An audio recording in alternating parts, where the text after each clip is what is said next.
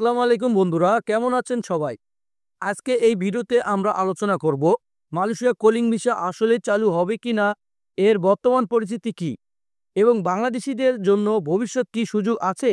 ভিডিওটি শেষ পর্যন্ত দেখুন, কারণ এতে এমন কিছু তথ্য আছে যা আপনাকে ভিসা প্রসেসিং নিয়ে বড় সিদ্ধান্ত নিতে সাহায্য করবে। প্রথমে জানা যাক কলিং ভিসা কি। কলিং ভিসা মূলত একটি চাকরি ভিত্তিক পারমিট, যার মাধ্যমে মালয়েশিয়া নিয়োগকর্তা বাংলাদেশি কর্মীকে সরাসরি নিজ খরচে ডেকে নিয়ে যেতে পারে। এই ভিসা এক সময় খুব জনপ্রিয় ছিল বাংলাদেশে।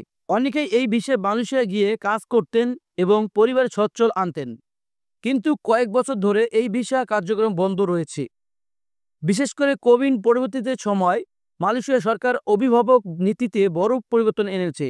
এখন প্রশ্ন হচ্ছে কলিং ভিসা আবার চালু হবে কিনা। এই প্রশ্নে আমরা দেখতে পাই মালয়েশিয়া সরকার বর্তমান বেশ কিছু দেশের সঙ্গে শ্রমিক পাঠানোর চুক্তি করলেও বাংলাদেশ থেকে সরাসরি কলিং ভিসার মাধ্যমে লোক নেওয়ার ভিসার মাধ্যমে কোনো লোক এখনও হস্তক্ষেপ।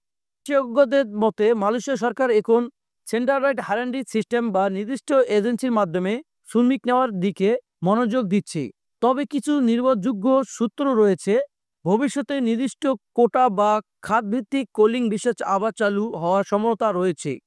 এদিকে অনেক দালাল বা ভুয়া এজেন্সি এখনও কলিং ভিসা চালু হয়েছে বলে মানুষকে প্রলোভন দেখাচ্ছে।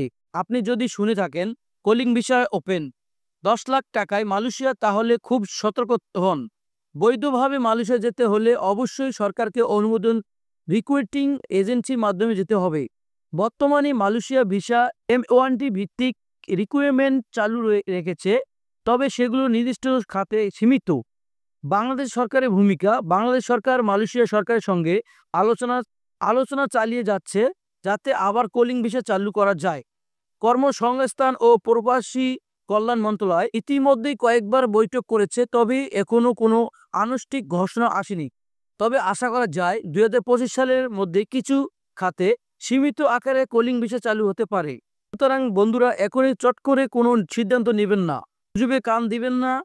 সরকারি ঘোষণা না রিক্রুটিং এজেন্সির লিস্ট আসলে আমরা অবশ্যই আপনাদেরকে জানাবো। এই ভিডিও ভালো লাগলে লাইক দিন, শেয়ার করুন এবং সাবস্ক্রাইব করে পাশে থাকুন। আল্লাহ হাফেজ।